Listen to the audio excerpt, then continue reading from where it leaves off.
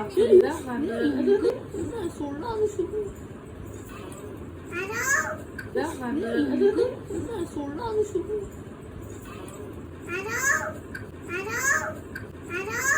அதுக்கு நீ பேசு.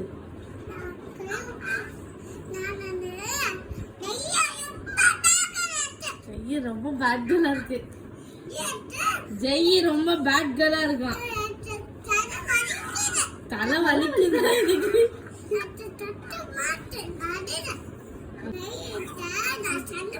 ஜெய் ஒரே சண்டை போடுதா ஜெய்க்கு.